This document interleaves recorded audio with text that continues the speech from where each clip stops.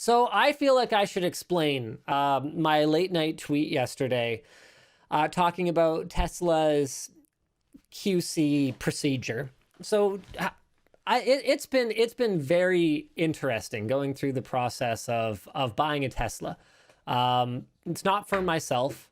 We actually decided to treat our in-laws to a new vehicle. Wow. Yeah, their car had all kinds of like little issues, like you couldn't lock like this door, so you had to like lean across and unlock it, and the tailgate hydraulics weren't working anymore. And it's at the point now where it's like old enough that it's probably not, by the time you fix all those little stupid things, you've paid more than the total vehicle is worth, so you might as well just flip it on Craigslist to someone who feels like fixing all that stuff themselves or doesn't care, and get something else. So we decided, you know what, they've probably done like 75 grand worth of childcare for us over the last 8 years.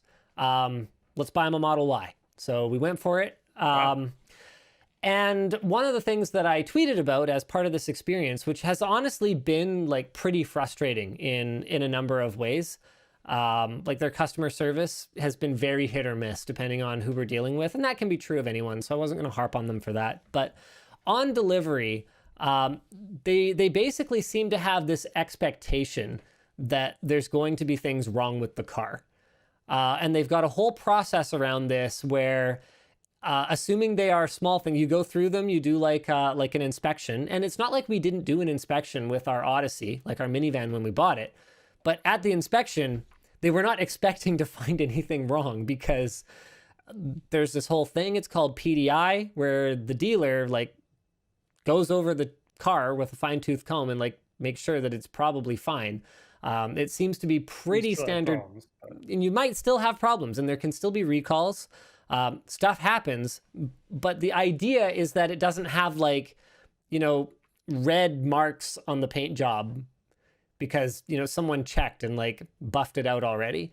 So Tesla has this procedure where they go through with you, they mark everything that's wrong with it, and then assuming they're small things, they'll send someone to come fix it. And if it's something big, you have to book an appointment with the service center and bring it in.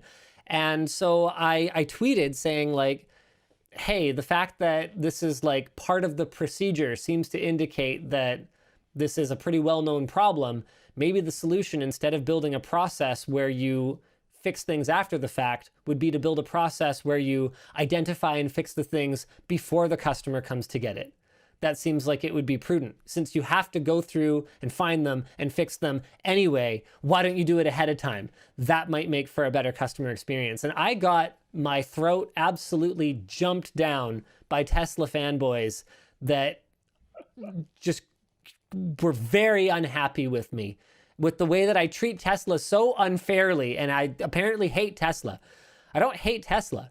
I will just call an anti-consumer practice an anti-consumer practice where I see it. And I'm not a fan of anything. I don't like, I have no emotional attachment to Mr. Musk or his company Tesla. He's a billionaire and it's a company. That's all they really are to me. I've never met him. So I was like, look, and someone was like, why aren't you criticizing these other companies?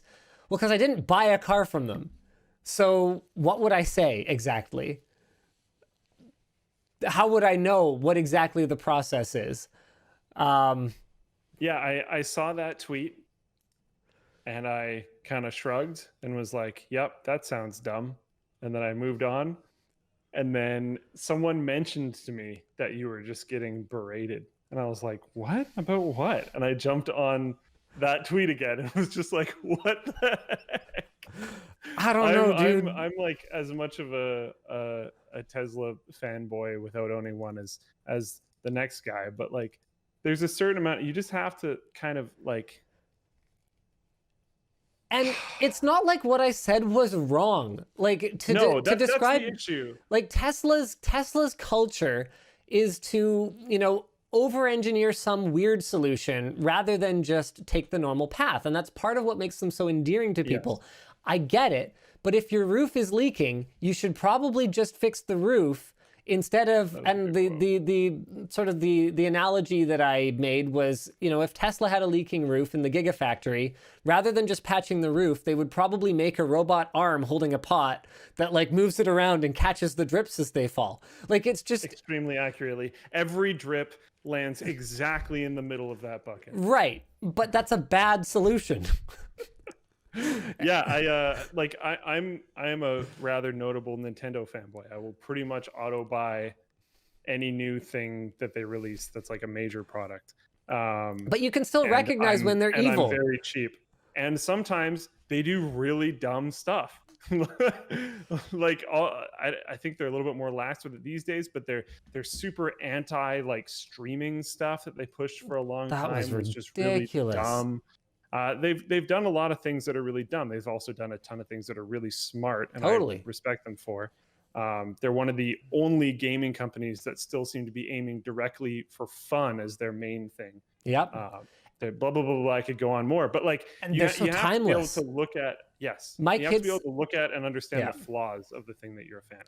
Yes, if you can't see the flaws in the thing you love, then you're blind. Yeah, and then you'll never. I think you will honestly like it. Maybe less is not the right metric, but not as fully, if that makes sense. Yeah, I think you need to learn to love the flaws. Yeah. Like, And then that way, like if someone attacks that thing that you like, instead Yeah. of just freaking out and saying things that don't really mean anything or matter, you could just be like, yeah, I know. I remember having a But I like really, the other stuff. I remember having a really stupid conversation once. I was hanging out with some friends, and I said something that somehow, basically what it amounted to was that my wife is not the most beautiful woman on the planet. Basically, was what I acknowledged, and it was like scandalous. It was shocking. And the female in this relationship said something to the tune of, well, my significant other would always say that I'm the most beautiful woman in the world, and he said it, and I was like, good for you, but newsflash, neither you nor my wife are the most beautiful woman on the planet, and that's okay. Because I'm not the most handsome man on the planet either. And I don't need to live in a delusional dream state in order to enjoy my life. Like, I would rather have open and honest communication where, Yeah. I leave the dishes on the counter sometimes, and that's annoying. And my wife uses the wrong word sometimes. She'll describe it as the counter when she means the table and send me on an 8-minute wild goose chase looking for something. And that's annoying. And we can recognize each other's flaws and love each other anyway. That's the real end game. And, at some point, y'all are going to get to the point where, you can't live in that denial anymore. And then what? So that's my take on that. And I'm not backing down. Also, Not backing beauty's down. like a lame main metric to look for. There's a really good song by a really interesting artist that goes something along the lines of like, maybe you're not as X, but you're probably better at Y, essentially. Yeah. Like there's different. Yeah. Anyways, I don't know. It's might be a little rude to point out in front of other people that you don't necessarily think so. Well, it but- wasn't like me just saying it for no reason, but like basically they were able to infer from what I was saying that was Okay. that was how I felt. But it's like what? Not everyone can be the most beautiful person on the planet. And quite frankly, a lot of beautiful people have other utterly deal-breaking personality flaws that would make it so that I would be miserable if I had to hang out with them for more than 3 minutes at a time. If you are that, you probably spend so much time and energy being that I don't want to generalize, Luke. Let's not have to make apology videos. Let's generalize not at all. See, let's move on. and let's commit to each other that whenever we're about to walk into a trap, we just cut each other off, just like Yeah, that. I like it. So Yeah, you got to do that for me, bro. Okay, Yeah, I got you. You gotta have my back in the I'll be- future, bro. I'll be more decisive in the future. Thank you. You This- just this talked is a right over flaw. me. This is a flaw that we can.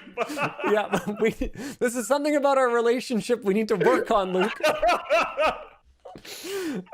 Perfect. TechLink_UK says they're all watching this. Yes, all the most beautiful women in the world are watching this right now, and they're getting very upset. Very That's upset. all of you, of course.